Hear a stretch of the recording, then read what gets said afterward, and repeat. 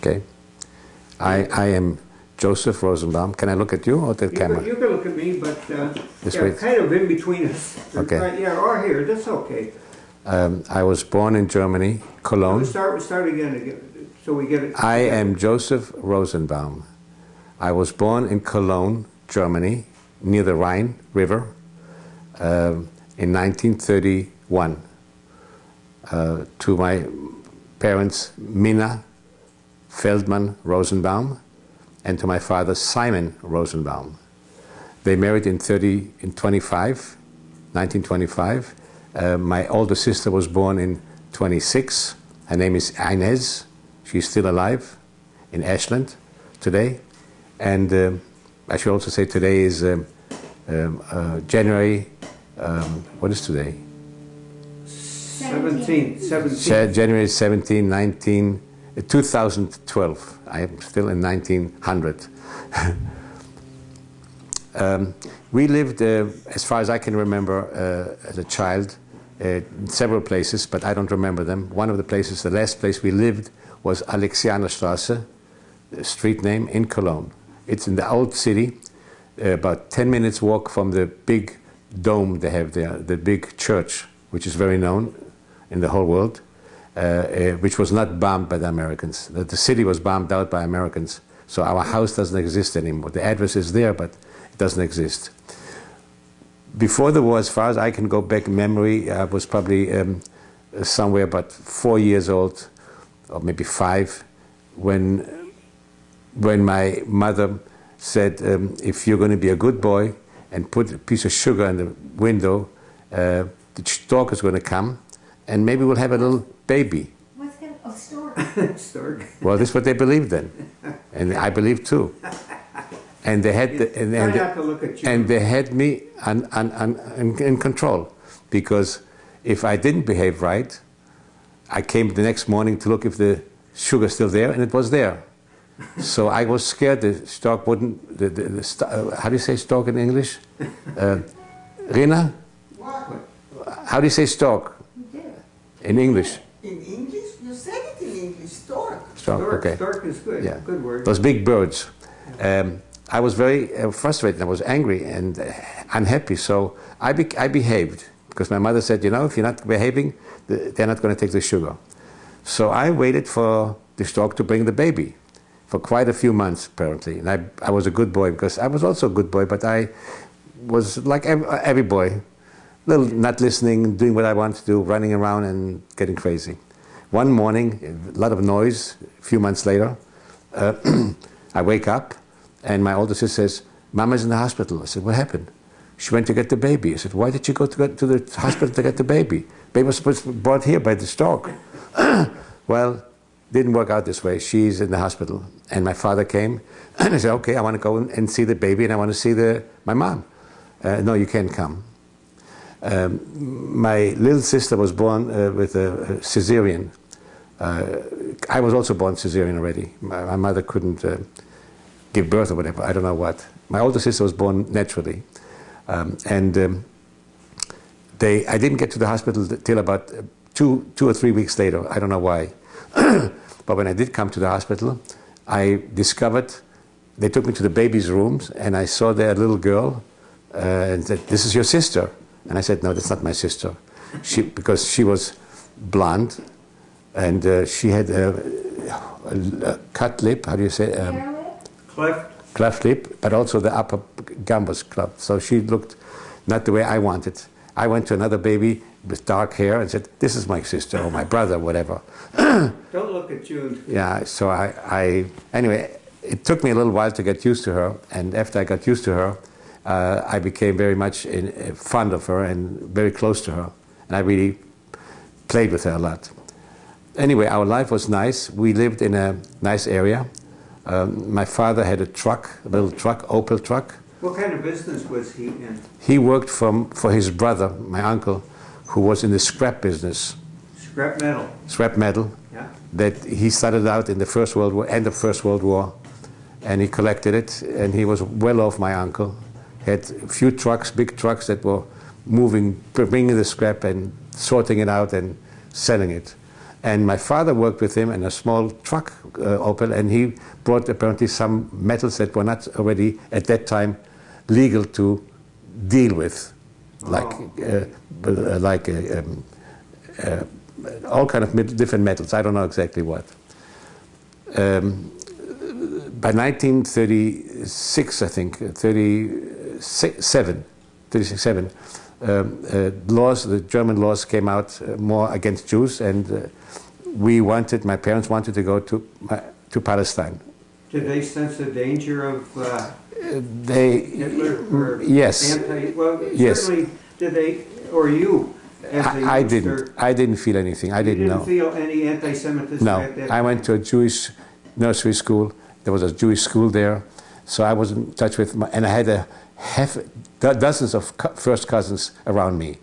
My father's brother, his sister lived there. My mother's brothers and sisters lived around in our area. So I had a whole bunch of little cousins and girls and boys. We played together. We went together on weekends.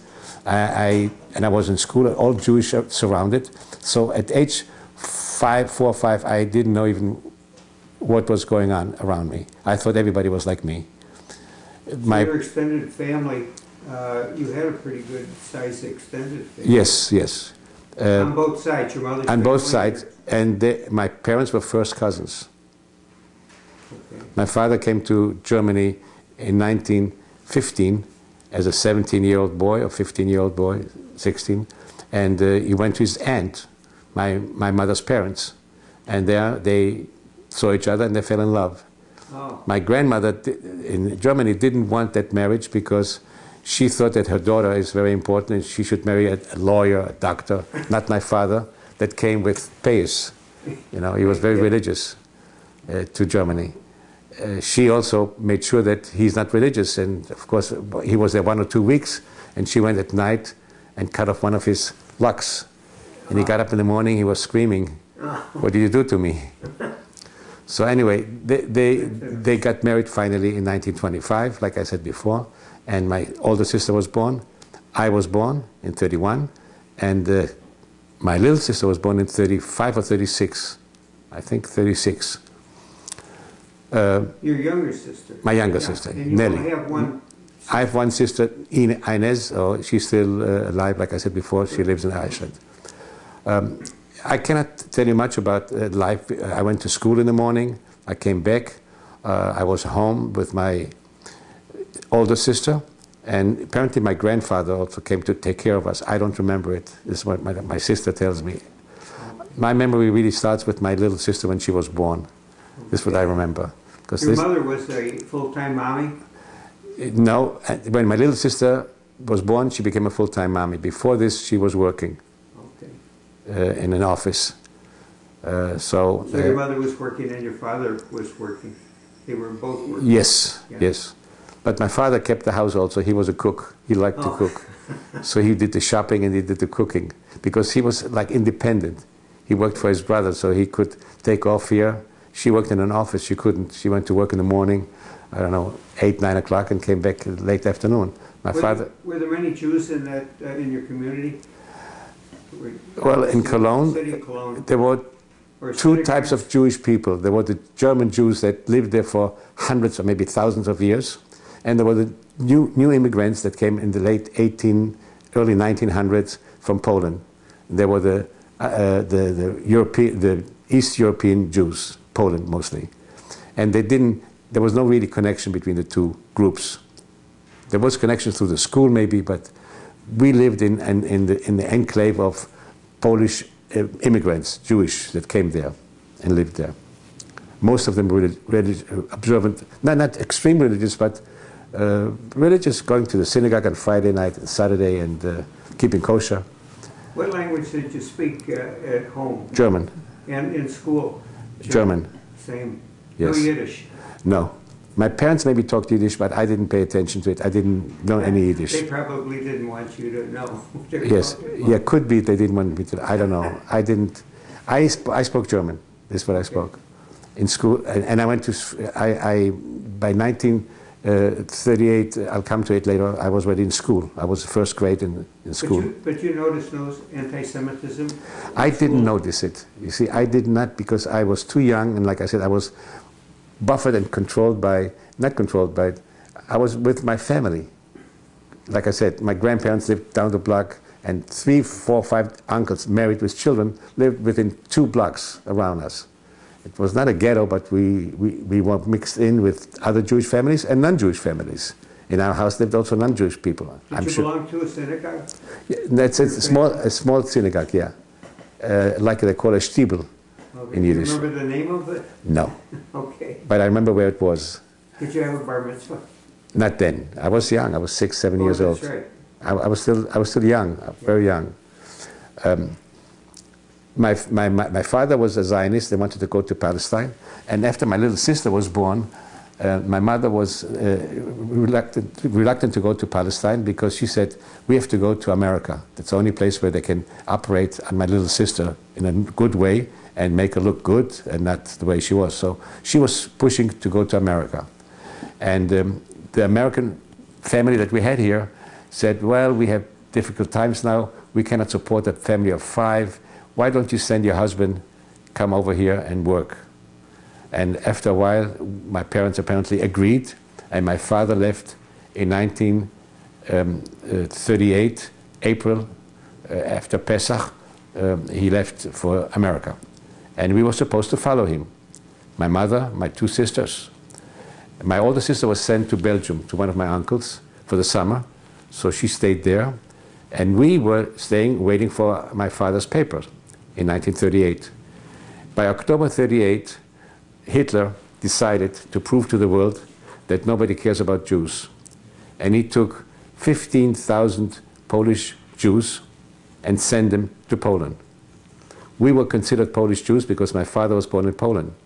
And my mother's parents were born in Poland. You remember what town he was born in? Yes, he was born in Przewozk. Do you know how to spell that? No. It's Polish. It's know near Yaroslav. The big city was Yaroslav. Oh, that's what I wanted. It's a big city. It was close by. This was a small town where Jewish people lived. So. But your mother was born in another town? My mother was born in Cologne. Cologne. My other grandparents came to Cologne in 1894 from Poland. From Poland. Settled in Cologne. And he also started that little synagogue, my grandfather, and my mother's father. Okay. So he died before the war. He died in 36, 37, something like this. I don't remember exactly. Anyway, Hitler decided to kick out all those Jews, and he did a transport of 15,000 Jews. We were put in trains and sent to the Polish border. Those that came really from Poland in the last 10 or 15 years and had Polish passports could enter Poland and be there. We couldn't enter Poland because my mother was born in Germany. Her parents, her father was already dead by that time. My grandmother was in Belgium. My mother was not supposed to be sent, but she was sent in lieu of my father because he was supposed to be sent, but he was in America. So the Nazis said, you have to go, the kids can stay here. And she said, I cannot leave 2 little babies, especially the one, my sister, that was had a problem. So then they said, take her with you. So we were stuck on the Polish border in a town named Zbonzin, or in German it was Neubenchen. In German, the city was called Neubenchen. It was a border town. I don't know how to spell Zbonzin. I think you have to spell it the way you hear it. Zbonzin. The same with the other one because it changed with the Russian and the Polish. Yeah. It changed every time. So this is Zbonzin and the other one was Przewozk, the later one. Przewozk. Przewozk. See. Sometimes, usually I sit so I can Yeah. remind him of it. Yeah, go ahead, have a chair. So anyway, so we were stuck in that Zbonzin, and this is the beginning when I started to feel something is very wrong. You sensed it. Yes, that something was very wrong. First of all, when I came home, I was the teacher in the school said, you have to go home right away. And those you was kids that had Polish, people that came from Poland. I didn't know where I came from. I knew I was born in German. I spoke German. My father spoke German. My mother spoke German. So I didn't understand what was going on. I came home, and my mother was very disturbed, very. She was all excited. She went to her mother, to other sisters. They came back, and she said, we have to pack and leave immediately into the train because the Germans were very organized, and you couldn't stay back. So my mother, my little sister, and myself went to the train. This was a normal train, passenger train, as far as I remember. And we went there overnight, and we came to that little town, Zbonjin. In Zbonjin, we were stuck in a train station, close to 15,000 people. The train station wasn't big, as far as I can remember, because it was packed with people. Outside was freezing cold. It was October already. And inside was hot that we couldn't stay. And I started to be very upset. I ran outside. I went back there after the war, about 10, 15 years ago, I think, and found that little place in the train where my mother and I carved out a space of maybe 3 feet by 5 feet, where we stayed on the ground. Oh, wow. There was nobody, there was no room. I was at the time I was very upset, and I went into argument with my mother, apparently. I said, let's go back to Germany.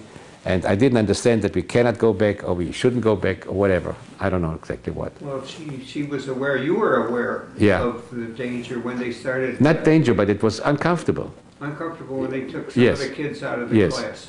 And as you know the story, I didn't know at the time, but one of the people that was sent there was also the parents and the sister of Greenspan, the guy that shot a German officer in that time in France. And in lieu of this, Kristallnacht aroused. Yes. And this was the beginning of, before the war, it was 1 year before the war. We still stayed in Zbonjin for another 4 or 5 months. In other words, in 38 and the beginning of 39. Only then we were left, the Poles would let us in. And where did we go? We went to Przeworsk, little town in Galicia, near big city Yaroslav. And there we stayed with my grandparents. And for me this was an excitement, because... That was in Bialystok? No, this wasn't Bialystok. This was Przeworsk. And I don't know how to spell it. Okay. As you hear it. And I was surprised because I have to give you my impression now, not what happened. Yes. In Zbonjin, I didn't feel bad because I had cousins also, first cousins. We played, we slept. My father sent some money, my uncle sent some money, so we rented in the village, in the farm village, whatever it was, a room. And there we stayed, my mother with 2 children and my aunt, my mother's sister with 2 children. But when we were let go inside into Poland, we went all to that city, Przeworsk, by train. And we joined my father's parents, who were the in-laws of my mother, but also uncle and aunt, because my parents were first cousins. Right? So we came to this is how I met my second set of grandparents, my father's parents. They lived in a little hut. They were poor people. And we slept on the floor with hay before the war, and we had a big blanket.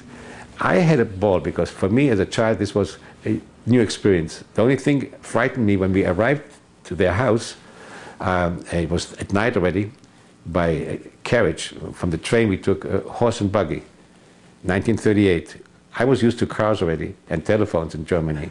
There was no cars here, no telephone. This was still in looked like the 1800s. But to me this was an excitement. And I came there to that little house, and there stands a man with a long white beard and a woman with a, covered her head. And I thought, my God, this is frightening. This sounds like Hansel and Gretel people. And I was scared a little bit. I was really scared to get in there. And my mother said, no, this is your grandparents. This is Papa's parents.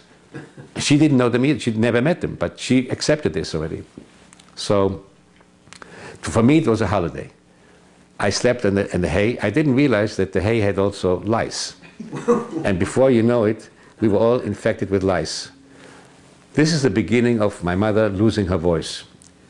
She got into a deep depression. Apparently, I didn't feel it, but she got into the deep depression because she realized we got into a hole. There's no exit. She realized what Poland was. She knew about it, but not physically. If you never visited there, you couldn't understand how it looked really in a small little town. I didn't go into a depression because I didn't feel anything. And in fact, I got closer to my little sister who grew up. And in the meantime, this healed a little bit. Her lip closed in, and she could eat already without the food coming out through her nose. And I had a girlfriend to take care and play with her. And not only this, she couldn't speak well. She spoke like, and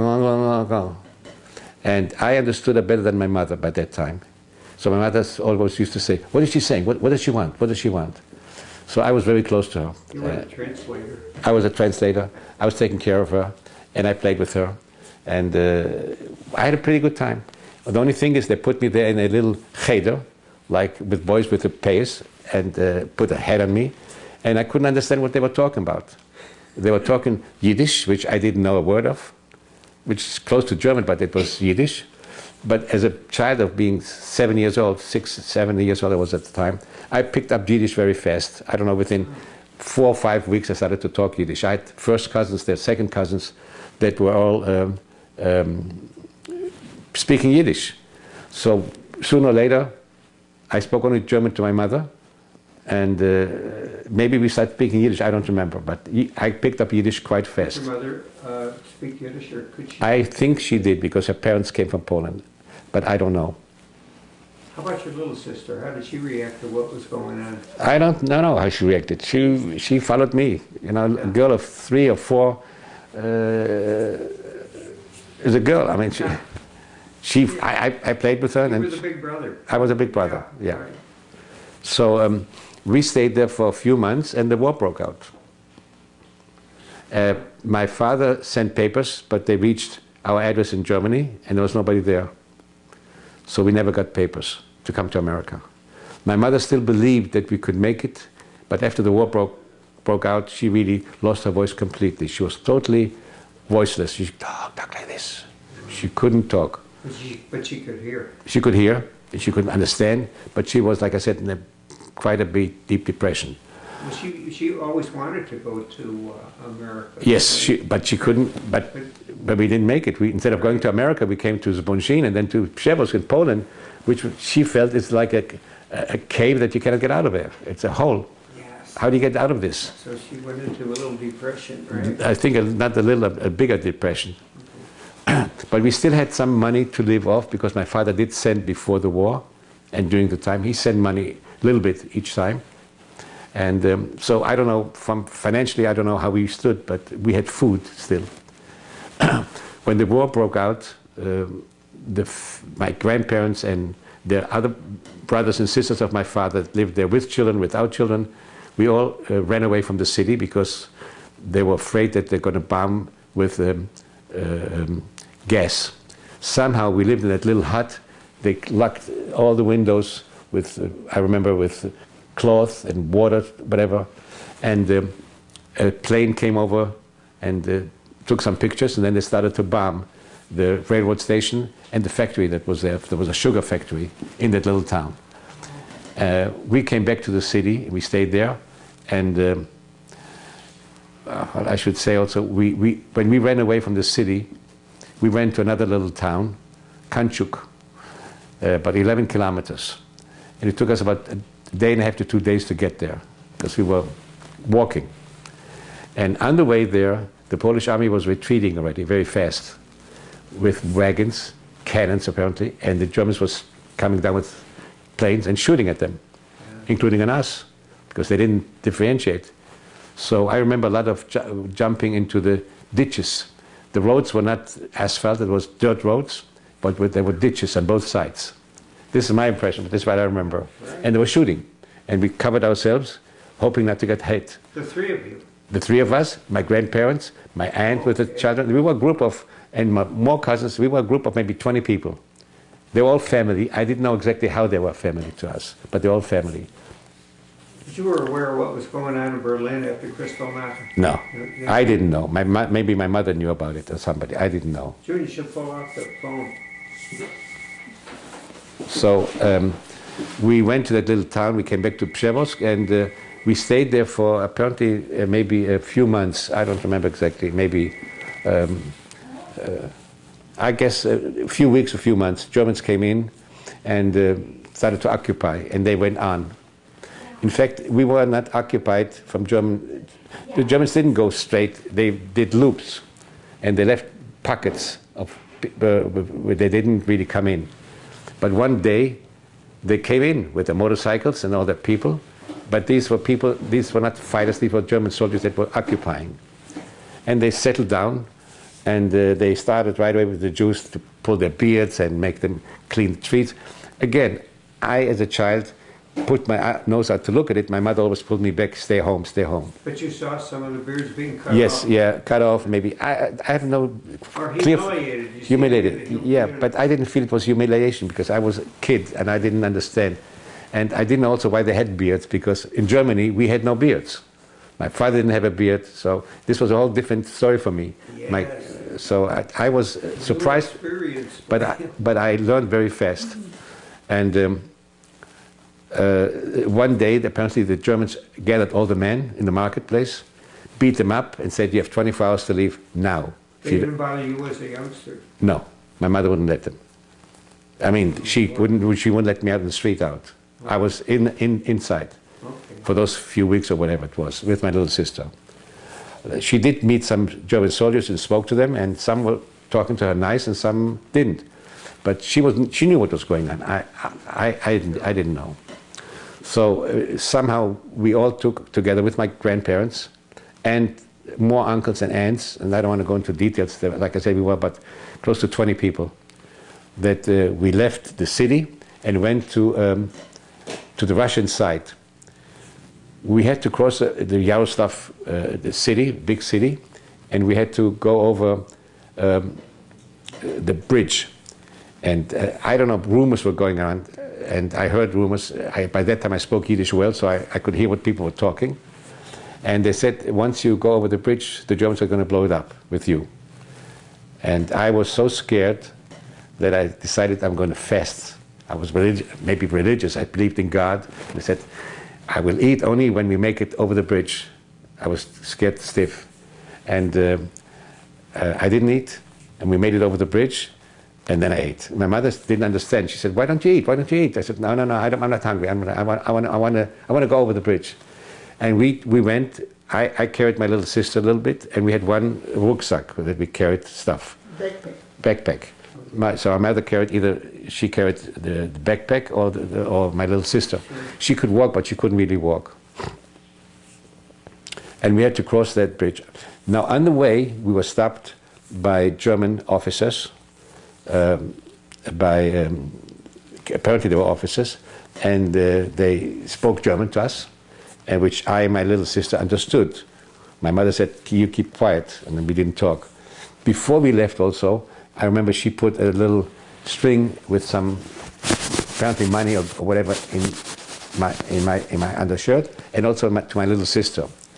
So when the German soldiers came down and started to shout in German, I want your money, if you have anything, if you don't give us, we're going to shoot you. And he had a pistol in his hand, right? And he looked around, and then he looked at me, and I got scared, and he looked at my little sister, and she started to scream and cry, because she understood. Yeah. The other kids didn't understand what they were shouting, and she saw the gun. She was very scared, so when she was scared, I hugged her, and my mother took us around, and he said, okay, he didn't touch us. But I was scared. Close call. This was a close call, the first time that I saw a pistol in front of me. In the movie, they don't show it, by the way. You know, there are other things they don't show. They have their own stuff. So anyway, we crossed the border, and we came to a city named Nemirov. The reason we went to that city is because the second cousin of my mother or my father, her husband had family there, apparently. Nemirov, there was a big pogrom, I think, in the Chelmnetsky was there. Massacre of Jewish people, I think 150 years earlier. Nemirov but it was a nice little town. And in that town we settled down. again, we stayed together with my grandparents, my father's brother, a sister, and her husband, and my mother's sister and her children, and we all lived in, I would say, one room like this, 15 people. So we had little corners. But there we started to starve because we had no money. And my mother started to buy some wool and knit sweaters. But it takes a long time to knit a sweater and sell it and make some money. So we were running into a big problem of not having enough food. I was given into a family that had, he was a butcher, but he was out of town, not out of town, but he had land, and in the land he had cows, and you had to watch them. They found a job for me to come there at age 8 to take care of the cows or in the butcher, help out things. And they paid me in having a good, warm, big meal in lunchtime. Soup, and I remember that soup with the potatoes and meat. So I ate a good meal once a day, a really good meal. I didn't realize that my mother and my sister didn't eat. Whatever they ate, I don't know. Because I went in the morning and came back in the evening, or afternoon, late You're afternoon. not able to bring food to the... No, I cannot... They didn't give me. I mean, they fed me. They fed you when I was but they didn't give me to take home to my parents. They didn't care. That was not their job. And I did. It was a Jewish guys, of course. And this is the first time when I saw how you slaughter a cow. Oh. And this was for me a shock. Oh, wow. I was 8 years old, and I saw it. That was not an easy experience. But I still ate the meat because I was hungry. Yes. But I didn't feel the hunger so much because I had this one good meal a day. Definitely. And during the Saturdays, I went to the synagogue, and they had there also some food, Saturday afternoon. And we stayed there for quite a while. I think in 1939 or maybe 40, the Russians had did a, how do you say this, registration. You had to register that you're an immigrant, whatever. And in that questionnaire, they asked my mother, where do you want to go? And she said, I want to go to America. She still had hope then we could make it to America because Russia was not at war. Right. By 1940, Russia was not at war yet. They made an agreement with Germany, but they were not at war. So she believed maybe we can still get out from Russia to America. She was naive.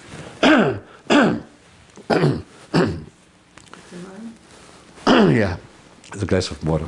I'm going to back up a little. I was curious to know, at that time, how did they slaughter cows, kill cows? And you were right there and you... I'll tell you. I'll never forget it. I'll never forget it. Something else. I forgot now. 1 second. If you don't mind telling me about it. No, there was something. Well, let me tell you about the slaughter of the cow. Now leave it here. They brought the cow inside in a room, In the special. barn? No, it was a special concrete building or whatever. And there was in the middle there was a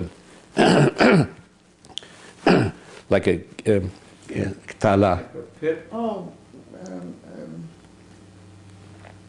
like a long groove. What A do you groove. call it? Groove. Okay. And they made the cow lay down on a side. And the shochet came with a knife. Yeah. And he cut her in the, I looked in the throat. Apparently he cut off the main artery and put it out. So the cow was bleeding slowly to death. And the blood ran down the... They died, yeah. yeah. And after this, I mean, when I saw this, I got out of it a little bit. I couldn't take it and whatever. Apparently I was very emotional. How did they knock the cow over in order to... They didn't knock out. They made her lay down. They pulled her by a leg. I don't know. They have a special way. I didn't see. But she was not standing up. She was laying down on the side. Over the gutter. Over the gutter. Yeah. Yeah. Yeah, over the gutter. The head was there apparently. And I remember he cutting her throat in a certain place and put out, and blood was coming out very fast. I went outside. By the time I got back, she was gone, dead. And then they started to strip her. You know, even this was for me. Skin her, yeah. Skin her. And then they had to cut up. So I saw this whole deal. But what really was, for me, was frightening was the slaughter. Yes. Boy, for a youngster For the first time to see Wow. this, yeah. I'll never forget it. But I still came there next morning. There was another cow maybe. I didn't go in anymore. I didn't have to see it again. I didn't want to see it. And they slaughtered cows and they sold the meat. Yeah. And I had a good meal every morning, every noontime. When the Russians did the registration for people, my mother said she wants to go to America. And I said, okay. Well, a few months later, we were all gathered up by the Russians. They said, you have to come now to the train. And these were already cattle trains. They were not anymore normal. Passenger train. No passenger train. It was cattle trains. And we were pushed into those cattle trains inside. Again, I felt something was very wrong, but again, I was with my mother. She was protecting me. A whole bunch of cousins, teenagers, and they all talked. We all talked together. So I didn't see anybody really being panicky. They didn't know where we were going, but we went. And I do remember it was a very long trip. A few months it took us to get to Siberia.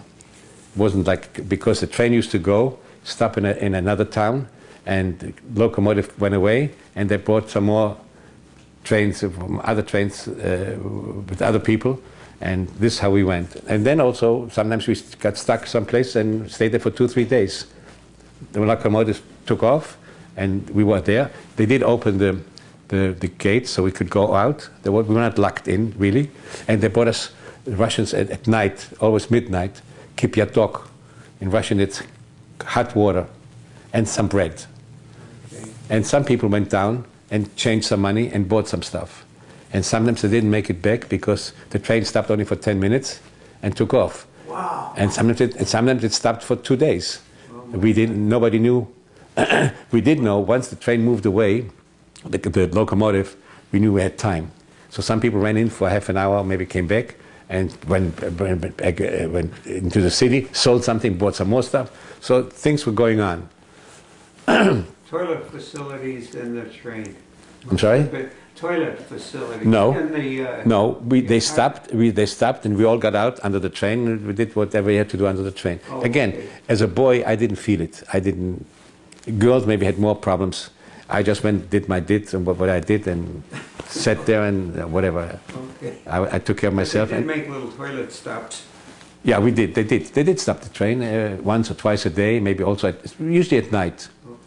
Okay. Maybe at night it was more difficult to get away. I don't know why. But many families got that. Yeah, some families. And they came and no train. Yeah. Yeah. Father, brother. Yeah, some people, like I said before, they didn't make it back. They went to get something and they didn't trade. Ever hear any stories about the ones that? Yeah, I didn't know. Back in Yeah, time? well, we. Wow, what a Never shocker. knew when the train will go. My mother wouldn't let me off except go under the train and do what I had to do, and that's it. And same, I took my little sister, but otherwise we stayed inside. The door was open and did nothing. I listened to stories, whatever people talked. I didn't feel any harm or whatever. Maybe you could sit next to him if you wanted. Until we got to Siberia. And that took a while. It took a while, quite a while. I don't know how long. People looked out and said we were going. People didn't know where we were going. Which had like little windows in the cattle car that you. They had these little windows for air. Like these were really cattle cars, so the cattle need air too. Right. So some people looked up and could look out and see what's going on. Too small to escape if you wanted to get out. I wouldn't escape. I didn't know where to go. I know you didn't want to, but I'm saying other cattle cars and other. People did escape, but then without documentation, the Russians would put you into jail. Yeah. So nobody, my family left, as far as I know. Out of the 18 or 20 people we were all stuck together, and nobody left. They went out to get something, came back, but that's it. Okay. Please continue on. So you finally arrived in Siberia. Yeah. My memory is not clear there, but I think it was the end of the track where we left. No, that's it. And we got off and we were put in some trucks. And the trucks took us into a very thick forest. Not just a little forest. In the movie they show a little forest, but it's a thick, thick forest. And as far as what I understood later on, that the place was not occupied by human beings till 1938. It's the first time people came there to settle. They were sent there by the communists, by Stalin, apparently, to labor camps or whatever. And we did not cut wood. The work was to take out the juice of the tree. We cut into the tree one big cut in the middle and then 2 cuts in the side, put a cup underneath and waited 2 days, came back 2 days later, and there was that stuff there, which we put in a bucket. And if you brought in 2 buckets a day or whatever of this stuff, you got your ration of bread. If you didn't put them in, you got no bread, or very little bread. So my mother couldn't go to work. By that time, she was already in bed most of the time. We were freezing also. And my cousin was a little bit older than I am. We went out to get some wood. We couldn't really cut wood because we were too young, but there were a lot of trees that fell down. There were big branches. And we had to heat the oven. If you didn't heat the oven, you would freeze to death. We had double windows, this I remember too. There was a big, long corridor of like a barrack, and the barrack was divided. It was little rooms. I would say the room were probably 2 beds could fit in, and there was a stove here. 2 single beds. 2 single beds, and each bed, my aunt took a bed with 2 children, and my mother took a bed with 2 children, and we were in those 2 beds, the 4 of us. There's 6 of us. My grandparents were with some other people, with their son and a daughter, and had a husband and some other people. And then there was another family that was second cousins to me, first cousins to my parents, and they were 7 children, but they were all grown up. They were 14, 15, 16, 17, 18, 19, 20. They were working. And they could work, Yeah. and they could work, and so they got food. They got food. Yeah. We didn't. So we started to starve, really. We started to starve in Siberia because there wasn't any food. And the weather was... Well, was in the the weather at that time, when you arrived... It was winter already. It was already winter, yeah. And they did give us some wood in the beginning, and we used it. And we got some wood, apparently, from our neighbors, because we would freeze otherwise. It was very... And there was also one stove, really, for 2 rooms. In other words, in one place, the stove was built in the middle. One wood burning... One burning wood stuff for two rooms, but in one side you had to put in the wood. So I don't know if our side was the wood to put in, but I brought some wood with my cousin. The next summer, the winter we couldn't get out. It was so cold nobody could go out. I have other memories that I knew that once a week we could go to the banya, to the bathhouse. And I went there, and I realized really the place where you sweat and you hit yourself. They had branches where you hit yourself, whatever they did there. And I did it too. I was by that time a big boy. I was already 10 years old. It was so hot there that when I got out, I could go naked, barefoot, back to the barrack in the snow because your body was boiling. So yeah, very hot. Not only warm, it's hot. So what did they do with the branches? Did they scrub their back with them or something? No, the branches were for fire. Oh, I thought you said they were doing something with the... Oh no, they were yeah. They had a smell. There was a smell to it also. No. I don't know what it was, but It's like a massage. yeah, they were doing something like this to clean themselves. There was no soap really. Maybe there was soap. I don't remember. This I don't remember. What I do remember that my mother got so sick that she didn't get out of bed, and How old would she have been about that? she was born in 1898. This was 1941. She was 42, 43. Yeah, she didn't talk anymore. She was very inward, and a few days before she died, apparently, or maybe one day, they took me and my little sister out of that room. From the bed too, as far as I remember. Maybe I don't remember this exactly, what happened. And when she died, after she died, we buried her in the forest, thick forest again, very thick. What I had their problem in But this, how could you dig a grave when it's so I don't know.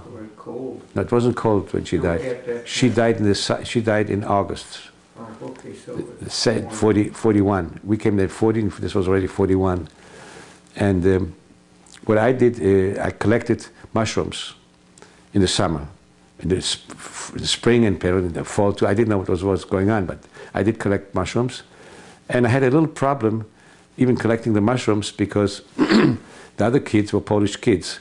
Although I spoke only Yiddish like them, but they knew this is a German kid. This is the Yeke, they called me. Yeah. And so I had to go on my own, because if I did find a place where they had a lot of mushrooms, they took them from me.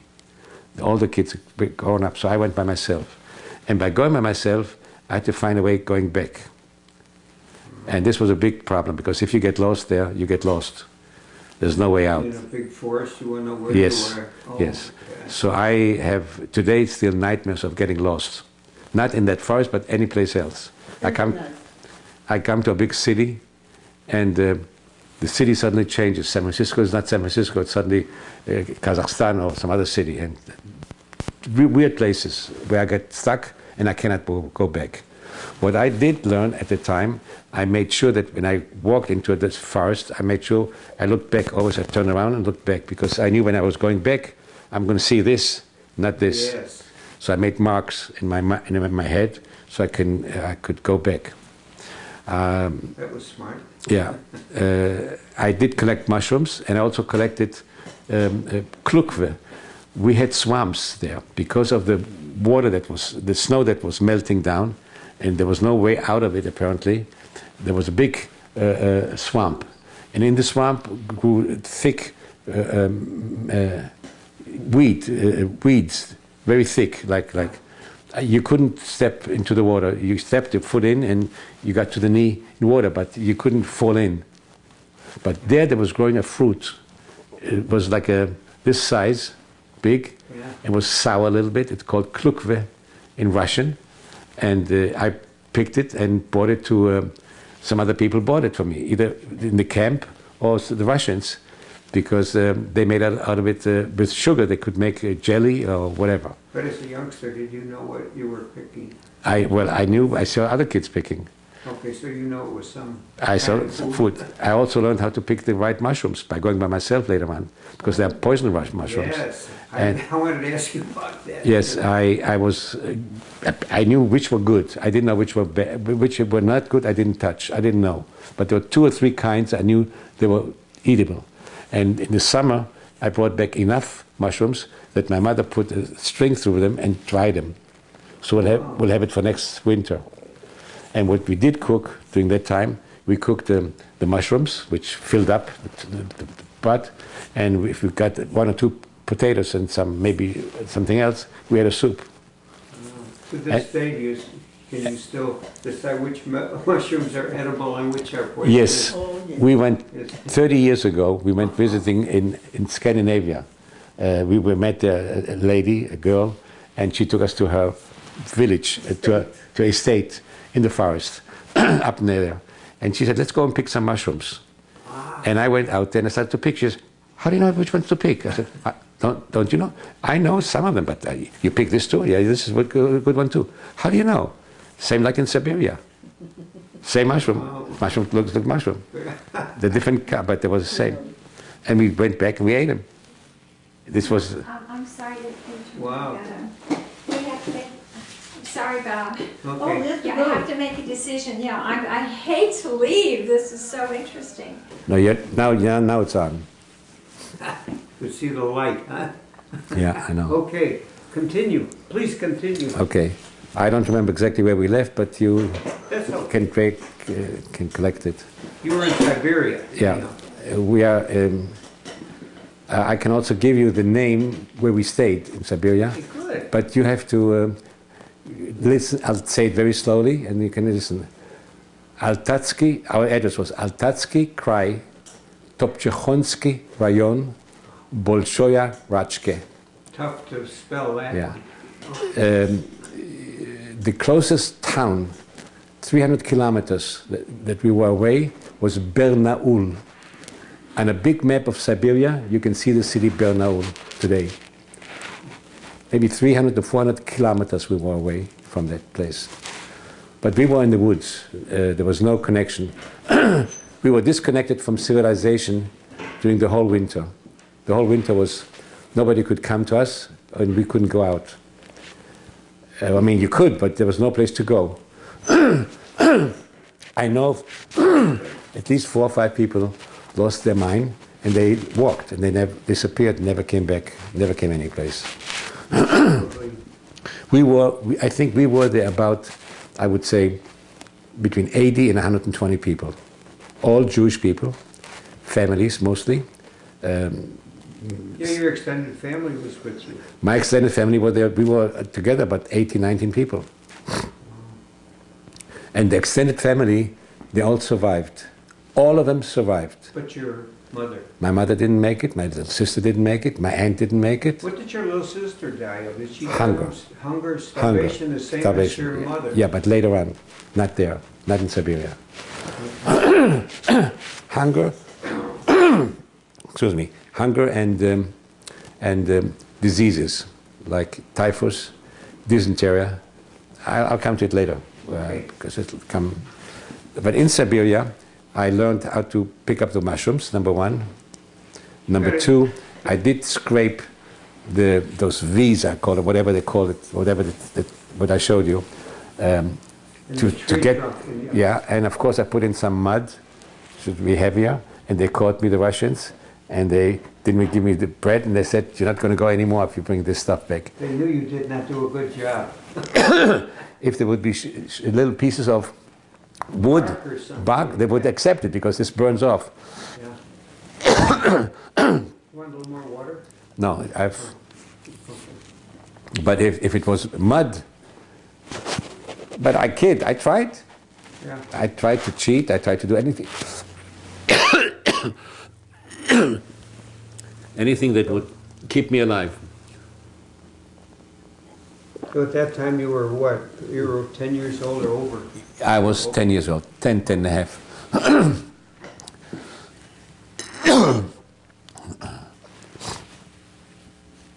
Anyway, so this was the work grown-ups did. I didn't do much of it because I couldn't. I was too young, too small, and I took care of my little sister, basically. At that time, was your mother gone? No, she died. How long were you in Siberia when your mother died? We were a little bit more than a year in Siberia, and she died about 5 weeks before we left Siberia. Okay. And she died of malnutrition, hunger, because what she probably did, which I didn't pay attention, if we had some food, she gave me and my little sister. And she was very sick. The family said she had cancer. But she could hear, you said. She could hear. Hearing. Hearing was perfect. Yeah. She just lost her voice. She could not speak. Yeah. She could speak, but her voice was gone completely. Soft, yeah. She couldn't talk more than this. Totally gone. And they said that she has cancer in her throat. She didn't have any cancer. There was no cancer there. There was hunger. She was not the only one that died there. So we were about 180, between 80 and 100 people living in that little village, whatever you want to call it. It wasn't a village, there's nothing. There was a bakery there and a grocery, and there was some 30 or 40 Russians that lived there that were supervising us. They collected our zhivyetse. It's called zhivyetse. What is that? That's the sap that came out from the tree. Okay. That's the zhivyetse. I'll give you again one more time the address where we were, because maybe somebody can find out where it is exactly. I don't remember. It's the address that I remember was Altatsky Krai, Topchechonsky Rayon, I would like to write it down. Bolshoya Rachke. Well, you can we can pick it up. You can pick it up and Yeah. listen to it several times. And I didn't know exactly that address then, but I met one of my second cousins, also 20 years ago, and I recorded her a little bit, and I said, where were we? What was our address in Siberia? And she gave me this, and I wrote it down. Well, you got a good memory. Well, now I remember it. I cannot forget it. Okay.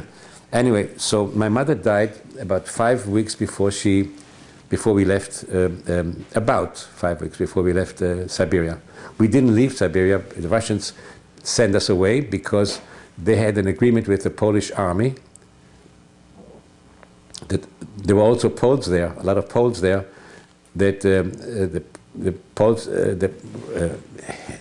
Stalin made an agreement with General Anders, I think it was. And General Anders said, I'll set up an army with Polish men, maybe Jews too, some, and but I want condition. I want their families to leave Siberia too, not only the men, but the women, the children, the churches, and the orphanages, all of them. And Stalin agreed, because what did he care? The orphanages couldn't supply any, couldn't give him any wood. The families didn't do much. The women were elderly people. So he said, okay, you can take them all. So we, under that rule, we were said, okay, now you can go to wherever you want to go. We went actually to Uzbekistan. I don't know why, but this is where we went. What year would that be? That was 41, end of 41. End of 41. Yeah. Oh. Wow. So we went by trucks to the train station, and from there we took the train. We didn't have to pay. Again, cattle trains they used, was very common. We were not locked up, like when they took them to the gas chambers, the Germans locked up. They didn't lock, they closed it, but we could open it, jump out if some people jumped out, got killed, I don't know what. But most people stayed, because I guess you want to stay alive. Most people want to stay alive. They don't want to commit suicide. It's like committing suicide. What do you mean if you jumped out? Yeah, yeah. Well, or if you jumped out through that little window? You couldn't. The window was this big. The window was 5 inches, 4 inches. Be a little person. No. Window we couldn't escape. But you were able to open the doors yes. to the cattle cars? Yeah, That's amazing. They didn't lock it. Okay. I don't remember it being locked. Maybe it was locked, but I don't remember. I can tell you from my memory. You see, I didn't, many years I didn't talk about it, and I didn't consider myself being a survivor, because survivors are those that came out from the death camps or working camps, and not many came out my age. They were either older or they didn't make it, my age. So I didn't consider myself being, I was in Siberia, that's right, I suffered. You are a survivor. I'm a survivor, yes. They convinced me already, so now I said, okay, I'm a survivor. I'll go along with it, but I don't have any stories to tell of being killed or killed. It was only starvation and hunger. Did you experience anti-Semitism? Yes. Especially in school when they, took certain students and they sent them out of school. No, the school was a Jewish school.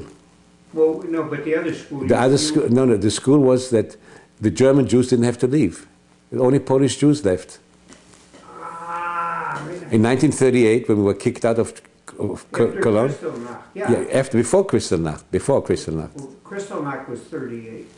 38, November. We were kicked out in October. Okay. Before. 1st of October we were kicked out to Poland. 15,000 Jews that were Polish, to some degree Polish citizens. Not all of them, but like my mother was considered a Polish citizen because she was married to a Polish citizen who was in America, and her parents were Polish.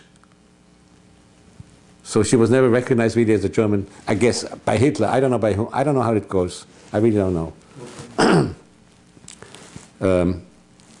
Okay, from Siberia we went to, actually we went to the city of Tashkent, I remember, by train. Now I want to go back to Siberia again one more time, and show you how people behave. If you're running out of tape, let me know.